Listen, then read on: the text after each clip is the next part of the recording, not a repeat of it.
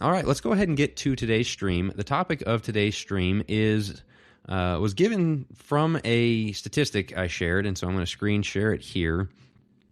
And let's see, that's not what I'm looking for. That's what I'm looking for. And this was going around on X. I grabbed it and shared it. And it's one of those I looked at and I'm like, man, maybe I should have done my research a little better. I saw it attributed to the Institute for Family Studies. I could not find these statistics on there. They look a little extreme, but there is reason to believe they might not be that far off. But the Americans married by age 30 in 1975 was 91% of women, 81% of men. It has dropped to 25.6% of women and 16.5% of men as of 2025, according to this chart. Again, the data on this was a little bit murky. However, there was a Bowling Green State University chart. Let's see if I can get that to come up. There we go. That thanks to Caleb Westbrook for digging this one up. It has men aged 25 to 29, women aged 25 to 29. As of 2001, it said the percentage of married men was 23% by that age range, and percentage of married women was 32% by that age range.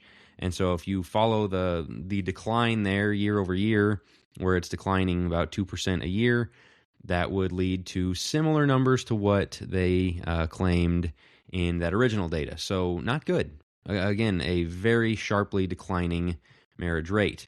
A little bit more percentage of women married by group. This goes back to 2004, and it shows how much it has fallen off. You see in the youngest demographic, 20 to 24, it was about 25% were married by age 24. Now that is hovering around 11, 12% in that range. And on every age, it is dropping. Every age, it's coming down quite a bit. And so, again, more concerning data there.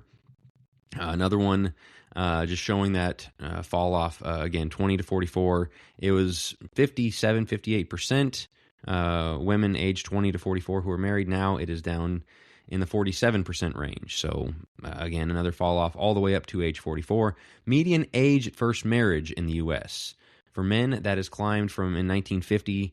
Well, really, if you look a little bit into the 50s, that came down a little bit even more. So about 23 was the range for a long time, from the 1950s to the mid-1970s, and it started to creep up. Now it is over 30 years old is the median age of a man's first marriage. For women, it was right around 2021, again into the mid-70s, started creeping up to where it is now above 28 years old.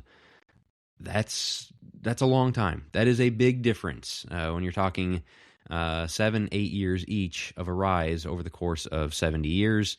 And it's not so much just a course of 70 years, it is the course of history. This is very ahistorical to have people waiting that long to get married. And then more concerning with this, girls are now less likely than boys to say they want to get married. Percentage of 12th graders from 1993, 83% of girls said they wanted to get married at some point.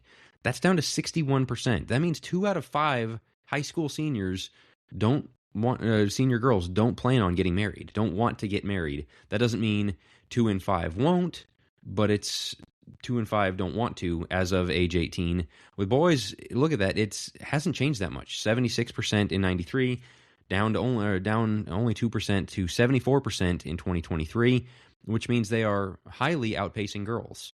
They are 13% more likely than their classmates, graduating seniors as of 2023, to want to get married. That's strange. I mean, that's kind of the trope of every little girl dreams of her marriage. Well, 2 out of 5 girls don't anymore as of their high school years. And so strange things going on here. You can add to this one of the reasons why this matters is what it leads to demographics and population and the birth rate and all of those kinds of things.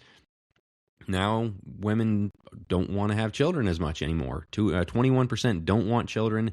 32% aren't sure. That's over half either don't want or are not sure if they want children. 1 out of 5 women ages 13 to 30 or 18 to 34 say they don't want children.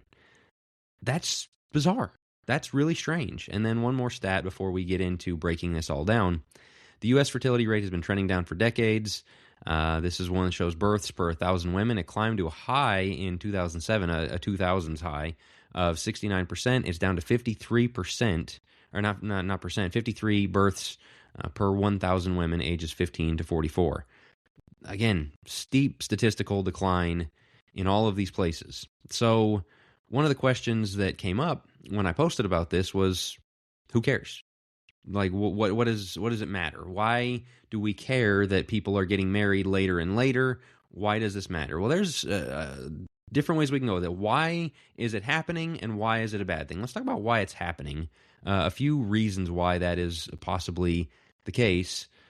One is the economy, right? If you can't afford to get your own house, can't afford to get out of your parents' house, that makes marriage difficult. That makes it harder for young men to pursue. And so with young women, a lot of times saying, I can't find somebody who's interested. I can't find a guy who it will provide. It's pretty hard for guys to get out there and make enough of a living to make that happen. So that's one of the factors. And that's one of those things why I'm interested in culture and politics and things like that, is we need to be creating a culture in which our children can support families. And we have one in which they can't. And the immigration policies and all those kinds of things that lead to this downstream effect of lowering marriage and childbirth rates, which are natural to human nature. I mean, it's part of human nature. These are things we need to reverse, and we need to think about how do we get these to be reversed. So the economy is one of them. Young men are, we can talk about young men. There's a lot been said about young men and their need to step up and their need to take these things on. But as you see, young men do want marriage. Young men do want children. They are reversing things where they are now the ones above young women who want those things. Yeah, they need some help along the way. Yeah, they might need some more motivation or direction or whatever the case may be, but they are very much seemingly invested in having a family and doing these things that are part of their human nature. Women, on the other hand, and this was the other reason why this is happening and why it's concerning, feminism has told them, put that off. You can come back around to that later, get the career, get the experiences, get out there, go and do and have a good time, and then settle down. And this is one of those, my brother and sister-in-law got married pretty young. She had people, church ladies, telling her, no, don't get married. You're too young to get married. This is a common refrain, and I got other messages. I got comments. I've heard people say, yeah, our kids wanted to get married young, but we weren't sure about that, or we tried to discourage it, or told them go do X, Y, and Z. Why?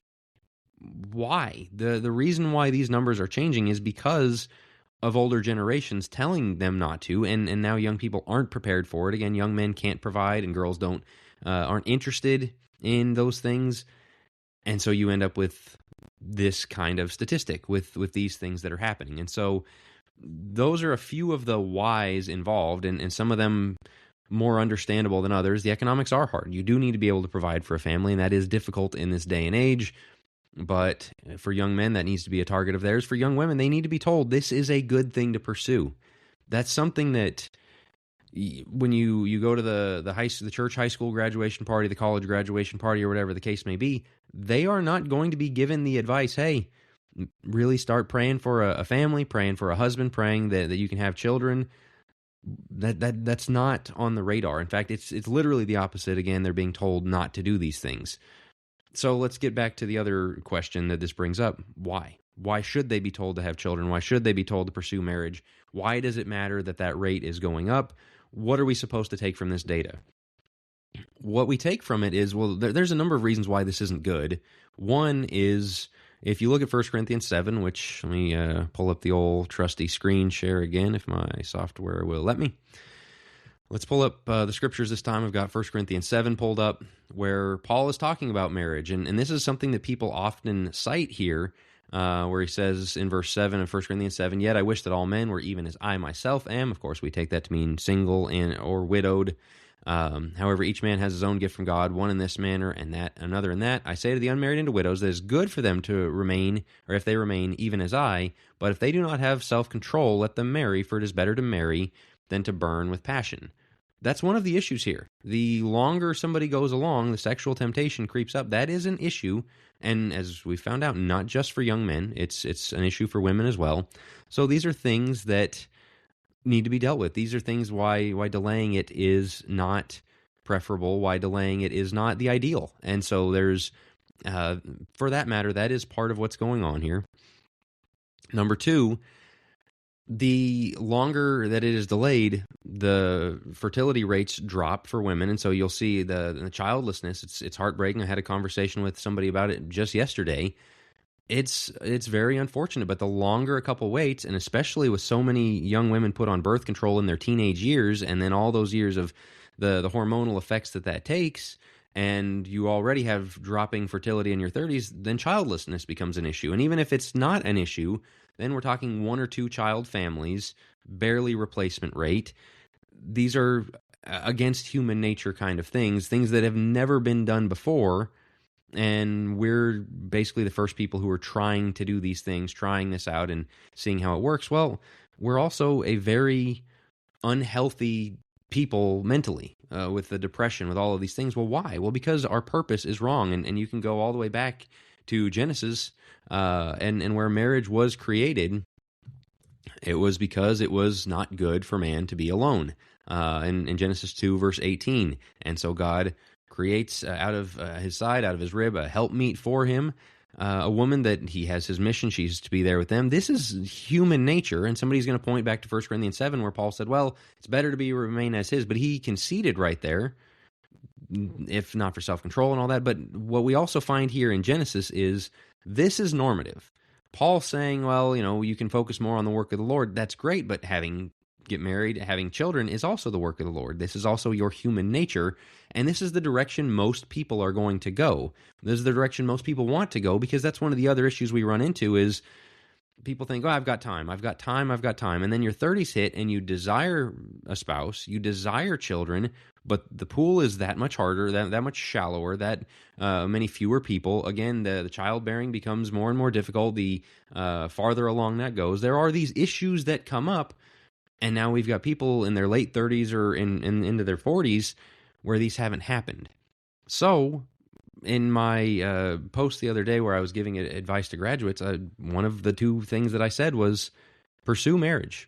Start looking early. Even if you're just coming out of high school, you might not be ready for that right now.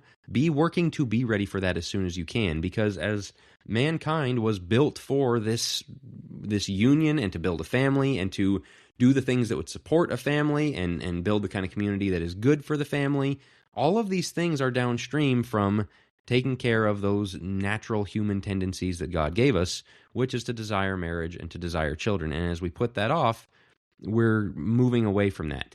People would say, well, you can't bind that from Scripture. No, you can't bind that from Scripture, but you can look at nature. You can look at history. You can look at what it means to be human. You can look at, as God did with Adam there in the garden, bringing all the pairs of the animals together, like that. The animals all had male and female, that we know God created them that way. There is a natural order of life that we are not pursuing when we have charts like that say people don't want to get married, they're putting off marriage, they're going through all of these things to not go down that road. It's really craziness to me how many Christians look at this and go, one thing's not, there's no better way of doing things. No, nothing is really different than another. It's just to each their own. There will always be people for whom marriage is just not, it's not appealing. It's not for them. It's not their way of life. There is that gift of celibacy that Paul, again, talks about there in 1 Corinthians 7. That's not going to be the majority of people. The majority of young women should find they should be looking toward marriage and children. The majority of young men, the overwhelming majority of both of these young men, should be seeking out the ability to have a wife and a family and be seeking that wife. And so when we go this way, we end up with a lot of people not going down those paths, and then you end up with the fallout from that. And you can find people posting on message boards going, I was sold a lie. I was told, go have fun. I was told you can always come back to it later. I was told all these things, and then you hit your 30s and there's fewer people, or it's people that, have had a bunch of partners already, sexual partners. They've got this history, and you're told, oh, just overlook that. And like the baggage that's coming along, it's just not the same thing. And they're saying, look, I thought I could just have fun in my 20s and then settle down, and it doesn't work for a lot of people. And the people who will not talk about, hey, your human nature is to start pursuing this younger, are setting people up for that kind of that pain and that failure. Just because it does work for some people doesn't mean that that's normative or something that we should be pushing. The other side of this is When the church takes this posture of it is good for young people to get married, when they are leaving high school, when they're in their college years, when they're starting to get set up in the real world, we should be encouraging them towards marriage and children. We should be helping them in whatever ways we can. One of those things that the church needs to do a good job of is matchmaking. I know a lot of people find their spouse at Christian colleges, and I'm grateful for that happening. Not everyone's going to find a spouse at a Christian college, number one. Number two, we shouldn't have to take on student loans and all those things to find a spouse. Networking and thinking about these things and thinking about getting Christian young people together and around each other and encouraging this and teaching the young men. I'm going to give a plug for the Godly Young Men podcast. They talk about these kind of things for young men of like how to put yourself out there, how to go and find a godly young woman and to move towards a relationship. Young men need that kind of guidance. But when we don't think this is an important thing, and when it's been put off for so long, and when it's, well, maybe you do, maybe you don't, they don't know where to go. They're not sure what to do. And with this just strange male-female culture that we're in of girls not wanting to be married, not wanting kids, but also the just even asking, trying to have the conversation is twisted as harassment and like things like that, that this insane world we live in, it's very hard. We need to be training Christian young men and Christian young women. This is something good for you to pursue, and this is how to go about pursuing it. But again, we do it's all the same. Whatever you want to do, in fact, don't get married, put it off, go have some fun, and then settle down later. You end up with all of these negative effects. And so that was the original claim one of the questions, what do we make of this data? Well, what we make of this data is we are becoming less and less human all the time. That should be one of our biggest concerns in this day and age, in the AI age, in the age of, again, delayed marriage and delayed childbearing and maybe not even wanting children and all that. These are things that from Adam and Eve, humankind has done, and now we're getting away from it, and we're living our lives on screens and in a fake, made-up world, and just not living for the kinds of things we were created to desire and to pursue. How's it working out for us? Are we happy people? Are we healthy, mentally healthy people? Are we a strong society? Are we grounded in the things that matter? No. And so you just go, well, what are the first principles? It's always when things start falling apart, what you should do is go back to basics. You go back to basics, you read the first 3 chapters of the Bible. That's your basics, right? And when you read those, you see this is a good thing that we need to get back to pushing parents toward. And so I'm going to speak just for a minute. I said we need to do a good job of helping the young people. We need to give advice to them and help train them for this, and tell young men they've got to be looking forward to providing for a family, telling young women they need to be looking for a husband and desiring children, and all those things. Yes. Now I need to speak to the older Christians. You need to be part of this as well. You need to be encouraging this. You need to be talking about the joys of marriage and not doing the old ball and chain thing. You need to not be saddling young men with a negative view of marriage that says, happy wife, happy life. Just say, yes, dear, and I'm sorry, and that'll keep her happy. And no, that's got to stop. We've got to stop telling the young men or young women, no, this is a burden. This is something you don't want. You got to do the have it all attitude. No, this is a blessing for men and for women. And we need older Christians asking young people, not, where are you going to travel? What experiences are you going to do? What are these big career goals? Like, hey, so when you getting married, that kind of thing, the teasing, but also from a loving place of helping them. And hey, I want to see you happy in the way that I'm happy, because this is good. And this is a blessing that God designed us for. It's not this neutral thing of, well, if you want to, great. No, we've got to be thinking in those ways and bringing people together and pushing these kinds of things. So why does it matter? It matters in so many ways. You don't have a civilization if you don't have man and woman coming together, committing to each other in marriage without the divorce rates, without the cohabitation, without the fornication, without all of the things that we're seeing that have brought marriage down, and without the disdain for children, without the, you can have more fun in life if you don't have kids, without any of that kind of language.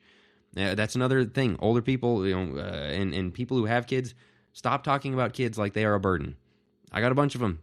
It's difficult. It's costly. It's the greatest thing in the world. It's something that we should be encouraging young teenage boys, young teenage girls. Hey, You're going to want a family. You're going to want kids. You're going to want to make little people who look like you and raise them and train them up in the nurture and admonition of the Lord. Teach them, train them in the way they should go, and just have the joy of seeing a human little person that you brought into this world. What's all the things that we have sold out for that and to traded that for are so ridiculous. And yet you just, when a woman, even when a young woman, when they hold a baby, they understand, hey, there's something natural about this. There's something good about this. When a young man has a wife and a baby and he thinks, I've got to be a man, I've got to protect them, I've got to provide for them, I've got to care for them and all. This is nature. This is how it works. And it's so funny. There's so many podcasts where they'll talk about evolutionary psychology, and everything they're talking about is these gender norms that are baked into the human wiring that God gave us, and going, man, women are happier when they stay home and have kids, and they're married and they stay home and have kids, and men are happier when they, all these things. Boy, this is just evolutionary psychology. We evolved to have these things from our animalistic natures. Like, no, you've got the principles right, but we didn't evolve. God created this. He wired this into us, and now you've got Christians going, no, it just doesn't matter. That's if you want it, great. If you don't. No, nature is telling us these things, and it's okay. This is a very basic biblical doctrine. You have special revelation, which is the Bible, and you have general revelation, which is nature. Look all around you. Look at nature. It tells you that waiting until 30 years old to get married is not natural. So let's encourage young people, to the people that have not been blessed to find somebody, that have not been blessed with children, all that. We should pray for these people. We should pray with these people. We should be looking out for these people and how we can help these people. This should be a goal of the entire church. And I think it's a very telling, it's a strike against us that we are not doing that. In fact, we're going the opposite direction. So that's where I'm going to wrap for today's stream. I want to thank everyone who tuned in. Leave a comment, agree, disagree, whether you're on YouTube, Facebook, wherever you may be. But this is something I'm very passionate about. I think the answer to all of our problems is getting back to the Christian household. You have to rebuild from the ground up, right? You have to rebuild the foundation, and we don't even care about the foundation. It is full of cracks, and we're going, well, if it wants to be full of cracks, that's fine. It's not fine. That's where we need to rebuild everything that we're interested in. Everything that really matters starts with a Christian man loving his Christian wife and them loving their Christian children together as they love God and serve Him. So that's where I'm going to wrap once again. Be sure to subscribe at jackwilkie.co. You'll get all the latest. I'm doing these videos every week now, doing podcasts, doing articles. Got some more interviews coming up I'm looking forward to, so there's always something. I know you guys probably don't get to all of them. That's just fine. I appreciate everyone who tunes in, who comments, messages. Always great to hear from you guys. Be sure to, again, be subscribed over there, and I'll talk to you guys on the next one.